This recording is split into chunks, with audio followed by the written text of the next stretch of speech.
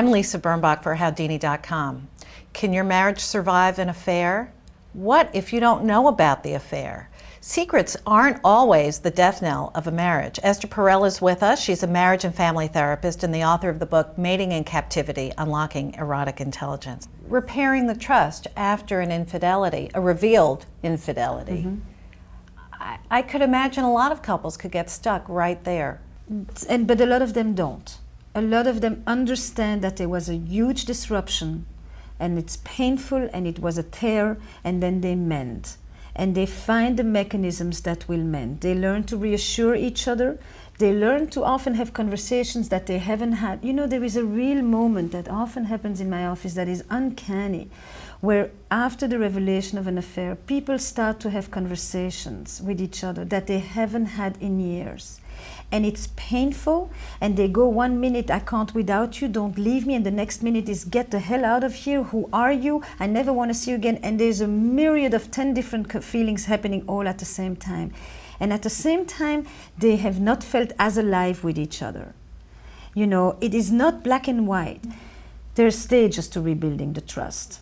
And it may not be the same kind of trust as before. One of the things I often will tell couples is that, you know, at this point in the West, most adults are going to have 2 or 3 committed relationships in their adult life or marriages. Some of them will do it with the same person. Oh, interesting. So this marriage that you had may come to an end. The question is, do you actually have enough together that you would like another marriage with that same person? It's going to be the same people, but a very different relationship. And that is another way of looking at what an affair has done. It's like an alarm system. It has shaken everything up. And it can create a destruction, but it can also create a complete new building. And that new building might work very well.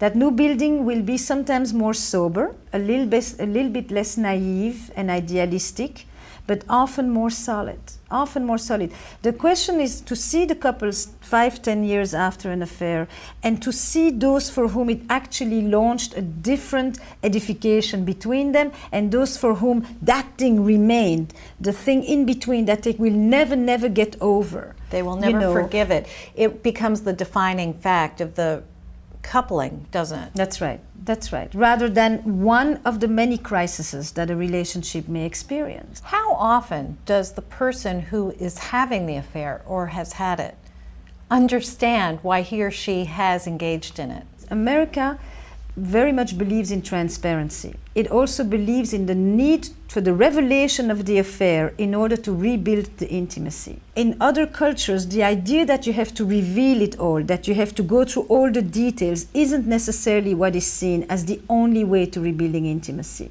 Sometimes you rebuild it because you have actually understood, exactly the way you ask, what I was looking for there, what happened to me there, what did I discover about myself there, and what of that can I bring home? So you might be doing the responsible thing by keeping it to yourself, understanding what you were doing, and moving on. Yes, and that's a very difficult concept. You know, it's not a simple idea, because you basically are saying that sometimes dissimulation or lying is done for the protection of others. Rather than just that, you know, if you really respect the other person, you lay it all out. And these are very different cultural ideas about what is honesty, what is the importance of facts, you know, what is transparency. In this society, I think that part of what has fueled the notion of affairs and the way that we think about them is that the push for transparency, the mandate to share, the imperative of talking has become so intense that we actually vacillate between transparency and secrecy because we have lost the respect for privacy. So interesting. Esther, thank you so much. Thank you. For Howdini.com, I'm Lisa Birnbach.